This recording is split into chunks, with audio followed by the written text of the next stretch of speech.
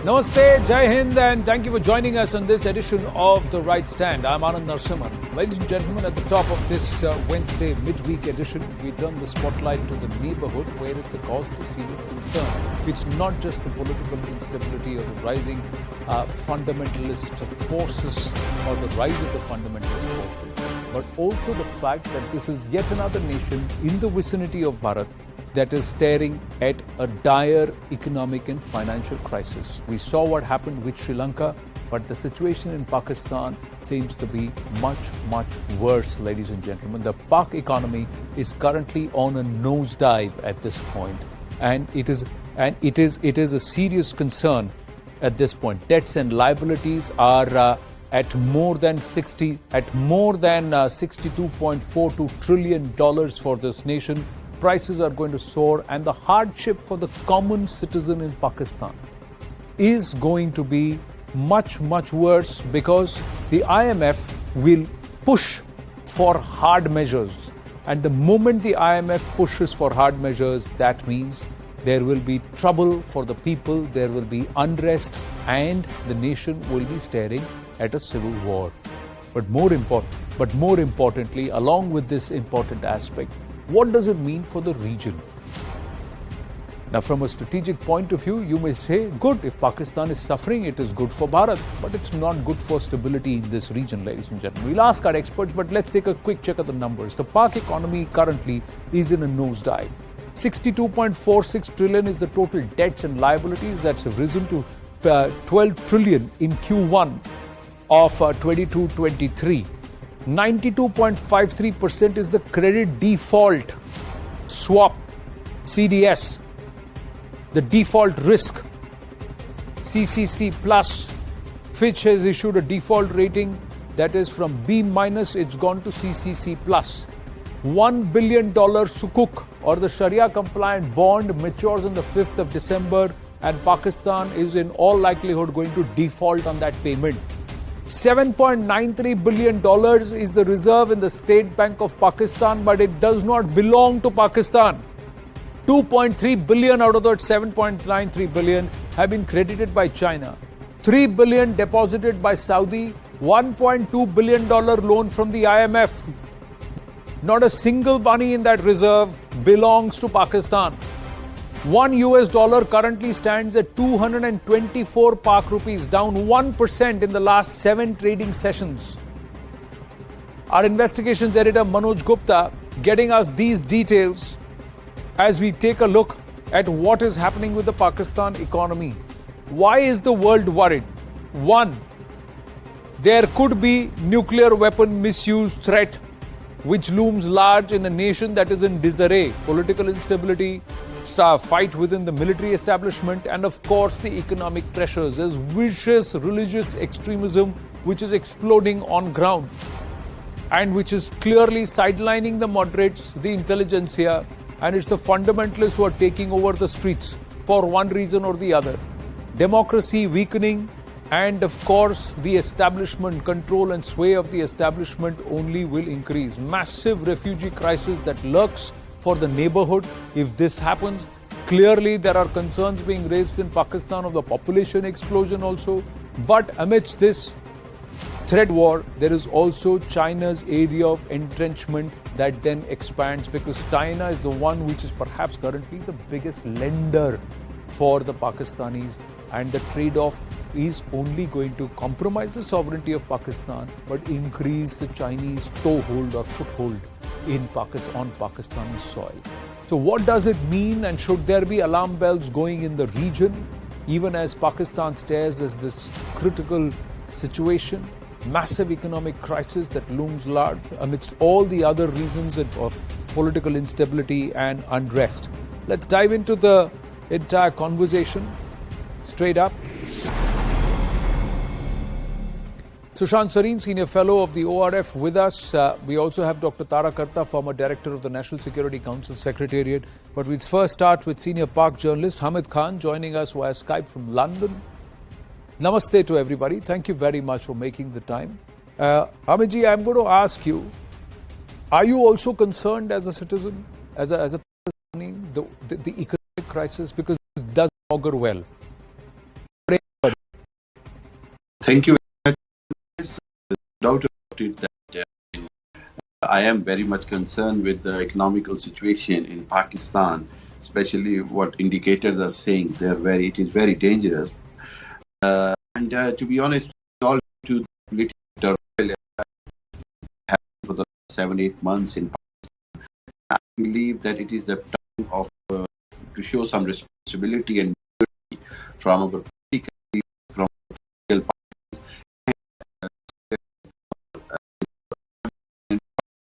uh, from bureaucracy. The matter is, very serious. It is a grave concern that, all the indicators are saying that Pakistan at the verge of default. But on the other hand, Anand, I have to be optimistic as well that Pakistan have faced many challenges like that in past as well. I would like to remind you at the time when Pakistan did first their nuclear test in 1998 on 28th of May, and at that time it was asserted in so many newspapers of the world that Pakistan is going to be default definitely within like 3 days or 2 days, and extended. So I believe that resilience of the nation and the resilience of the Pakistani public, I think we will come out of it, but we need to take action as soon as possible. It has to now rather than too late. But there is no doubt that there is a very much stress going on in terms of economical pressure. But on the other hand, Anand, Pakistan have seen multiple turmoil such as this one, and prior to that at the earthquake time, and then the nuclear explosion time. So Pakistan. But Hamidji, see, one of the aspects is we can have political turmoils, we may have natural calamity, we may also be in a state of war with another nation. So I'm not even getting into the India-Pakistan hostilities, but one aspect is that nations need to know how to manage their finances. See, as a country right now, Pakistan has a $62 trillion debt and a 92% risk of credit default. That means there is absolute financial mismanagement which has happened not in the last 7-8 months. It has happened over the last many years. I'm just going to extend this and I'll come back to you, sir. I'll bring in Dr. Tara Karta and Sushant Sareen. Dr. Tara Karta, has Pakistan already over-leveraged its geostrategic advantage? Because in the past, the nation benefited from its geostrategic position and it had American dollars to bail itself out. Now the Chinese are saying we are not giving you any more money. The Saudis are saying we've parked the money but you can't touch it. Have they over-leveraged their geostrategic advantage, and are they now slaves to their own financial mismanagement? I think you put that well. Yeah, it is over-leveraged in terms of what, do you remember General Bajwa was talking about how to make Pakistan economic corridor, the strategic, the change, the shift which Pakistan was going to undergo. We didn't see any of that happening, right? A little bit, yes, because they allowed our consignments to go to Afghanistan, the wheat consignments which were meant for aid. So I think the army in particular has realized quite clearly that there is a crisis, and why they've realized it is because it will affect their defense expenditure.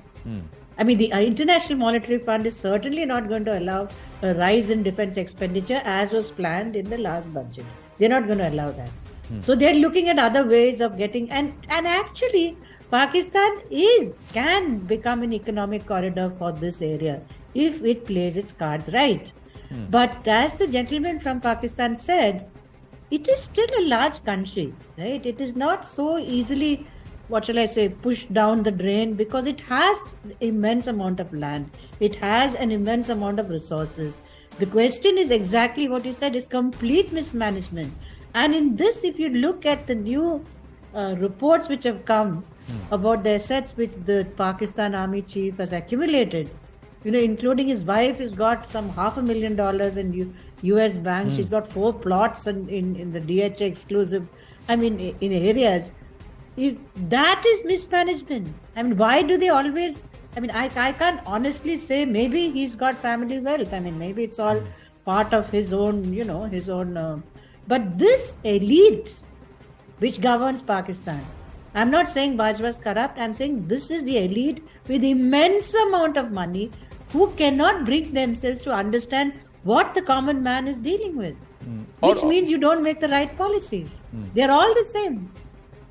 Or does it not matter at all, Dr. Tarakarta, because you don't inherit chains of pizza delivery stores, you don't inherit chains of other food outlets and other franchises, and that too on American soil. You don't own all of that. You don't inherit all of that. It has come from somewhere, and there are a lot of Faujis or ex-Pak military who have made lots of money, and then they have decamped from the country quietly and set up their own shops all over, and they are living off the wealth that actually belong to the nation that is Pakistan or the people of Pakistan. I'm setting the animosity aside tonight and focusing on a real issue, because this is a huge civilian crisis that will also trigger not just civil war but a massive refugee crisis if this unfolds the way it is building up. Sushant Sari. Yeah, Anand, just a point of correction. Their total debt is not $62 trillion, it's 62 trillion rupees. 62 trillion rupees, okay. Beg your pardon. Yeah.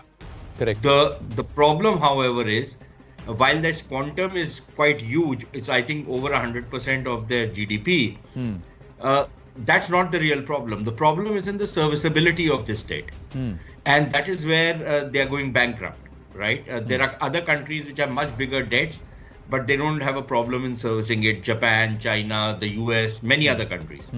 The bigger problem in Pakistan is, and I can't understand why Dr. Tarakarta is, saying that she's not saying Bajwa is corrupt. The latest revelations actually make no bones about it that he's horribly corrupt. He's as corrupt as any of his predecessors and probably as corrupt as any of his successors.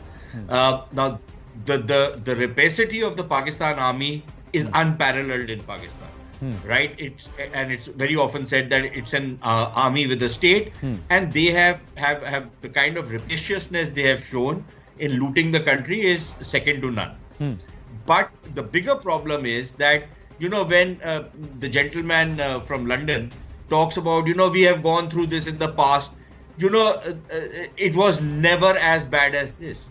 It was never as bad as this, either in terms of their international relations, either in terms of the kind of indebtedness which they had. It wasn't as bad as this in terms of their energy economics. The whole damn thing has gone to seed, right?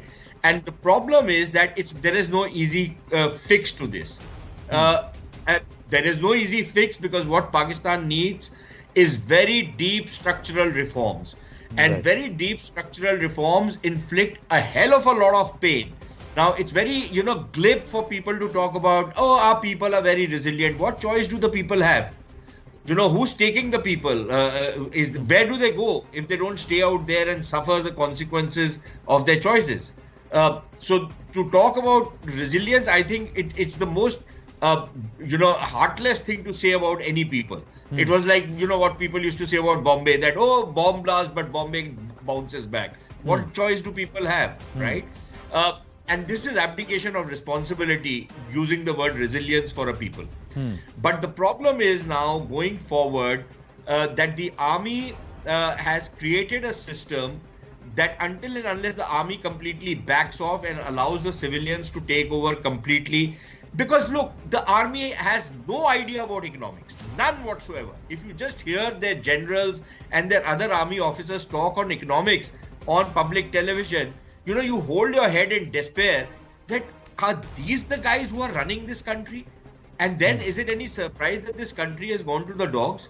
So frankly, I am all for the army to continue doing what it's doing, because it's great to see an enemy go down through its own devices.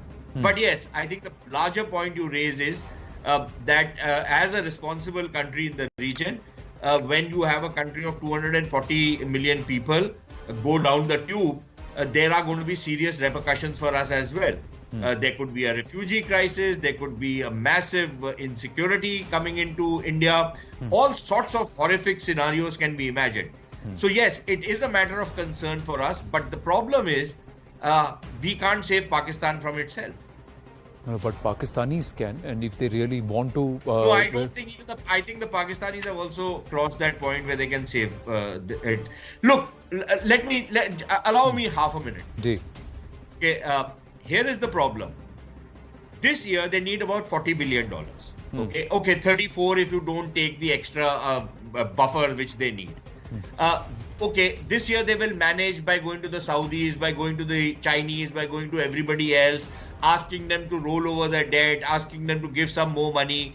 Okay, fine. So till June 2023, you have managed to, meet your obligations. Next year they owe another 40 billion. Are you going to do the same thing over and over again? And please remember that even as they are doing this, their loan portfolios are going up. Yeah. Their currency is becoming weaker. Their economy is totally in a meltdown stage. Their exports are uncompetitive. Their industry is uncompetitive. Their energy prices have gone through the roof. They can't afford it anymore. People who are consuming just 300 units get bills of 20 to 24,000 bucks.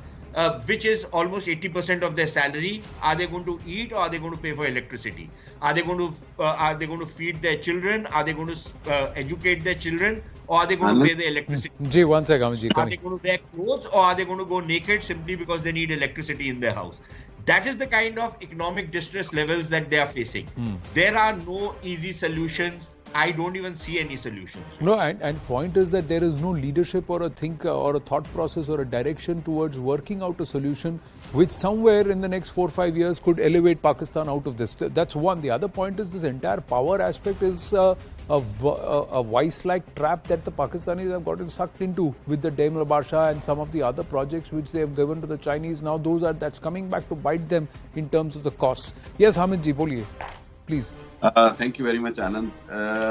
First of all, I would like to respond Sishant Saab's remarks that, to be honest, I am very sad that an enemy like you is very happy that if Pakistan goes default. But I would like to reassure you that you and anybody who thinks like you will be again disappointed that Pakistan will come out of it. It could be your desire, it could be your wishful thinking, but I believe and I have faith in God that we will come out of it, first of all. Secondly, whatever situation is, there is two facts are there. One, Pakistan's projects with China and Pakistan's future projects with other countries, they have a lot of potential. If Pakistan can survive or will go through, as Shishant have admitted, that Pakistan will go through June or end of this year, then let me tell you, Pakistan will be surviving again, and it will be very heartbroken for an enemy like you who wants to be happy that if Pakistan default, they will be celebrating. I mean, I believe that it is a very, very, very minute percentage of Indians who will be happy at Pakistan's default. I know the people of India, they don't. Hamidji, देखिए, emotion is a very convenient tool to try and deflect. But see, I know you deserve the right to rebut Sushant Sareen. But what Sushant Sareen said is that as an Indian citizen, as an Indian who's borne the brunt of Pakistan's animosity towards India, this is what he harbors. But he also understands that this is a nation of 240 million. And humanitarian crisis is something where all of us are staring at. But the larger question, Amidji, is, see, you may push till June 2023. Let's come back to it. What he said is, you have to service 40 billion this year and you got to service another 40 billion next year. So that balloons up to 80 billion. Plus your loan is only going up. Your overdraft is only going up. So how are you going to emerge out of it? Who's got a plan for this? Once our CPAC is completed, once our Uber is open, we are looking to recover over $60 billion a year in terms of revenue of transit, and that will solve our problem. I think that is the thing which is disturbing. But no, it's not. Nobody is getting disturbed. But you know the reality that on ground, your CPAC has not moved, sir. CPAC has not moved anywhere in the last 3.5 years. Obor is still another 5-6 years far from reality. Till then, by then, you know, in reality, sir, I'm not. If CPAC may have its own challenges, you're right to have hope. But CPAC cannot be your plan because that's not your plan. CPAC is China's plan. It's not your plan. It's using territory that India claims sovereignty on, territory that is currently occupied by Pakistan, which now is currently being used by China in a fight between two nations over territory. It's a third nation that's cashing in. It's sitting on that, and it is going to now say that I want boots on ground because you cannot run it. That's what's happening. The Chinese presence in those areas is far greater than what the Pakistani influence is. So CPEC cannot be your answer, sir. It is a mutual beneficial project between Pakistan and China. India has nothing to do with it because Kashmir is integral part of Pakistan. There is no doubt about it, and UN resolutions are very open about it. See again once. Let's talk fact and let's talk about fact and not fiction. I'm just very going to humbly say that let's talk about fact and not fiction. Yeah, right now, the fact is that you don't have any solution to service an $80 billion commitment that you have to have by December 2023. Tara Kartaji, I have limited time. Let Tara Kartaji also speak. Yeah, Taraji. I just want to tell the gentleman from Pakistan, you had a Chinese professor come to Pakistan and tell you that CPEC is not charity. So it is not something which is being gifted to you. It is something which they expect that it will take some money for them, and that's not happening, as Anand says. Second thing you're going to have a problem is there is very strong donor fatigue. The whole world economy is in grief, so no one is going to give you the kind of money that you once thought you had a right to. And the third factor, the fact of the matter is that you will have, and so does India to a large extent, have a severe climate change crisis. Yeah. Now, all of this has come together, and as he says, what's your plan B?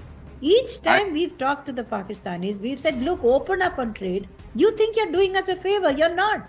You're doing yourself a favor. But the thing is, again, that I come back to the fact that the people who come to these, this kind of talks, is the elite who have no idea of what Pakistan is actually going through. That is terrible. And that elite includes, as we said, I didn't want to say Bajwa is corrupt because that's for the Pakistanis to decide. But if this is what the elite is, what kind of policy can you expect? And with the best intentions in the world, I would wish that you could come out of this, but honestly, I don't see how. 62.46 billion rupee debt and a credit default risk of 92.5% plus is a serious concern. I have to move on. I thank all our guests because we just got news coming through from Pakistan itself. There is one more threat to life or a threat to life alert on Imran Khan. And this has now come from the CTD in Punjab, that's the Pak province of Punjab. Pakistan's Interior Ministry has issued a threat alert in lieu of Pakistan Tehreek-e-Insaf's Hakiki Azadi March. The alert says that Imran Khan, who's all set to rejoin that march, could come under attack from one of the multiple religious extremist factions. It could be Tehreek-e-Labbaik or some of the splinter groups or outfits of the Al-Qaeda.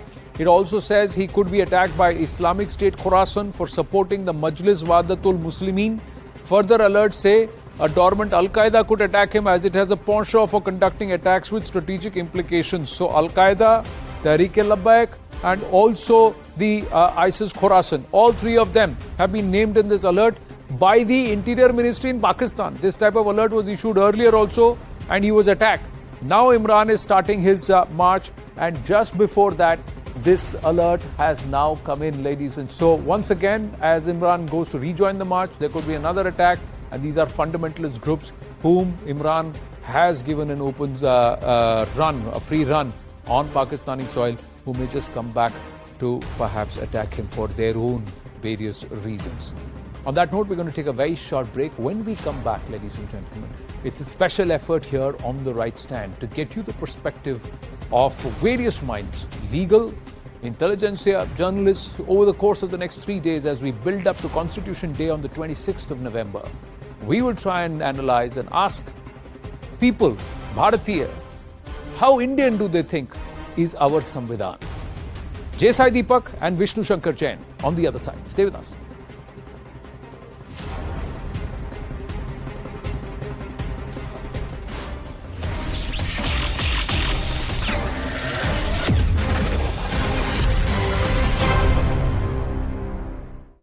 there are clear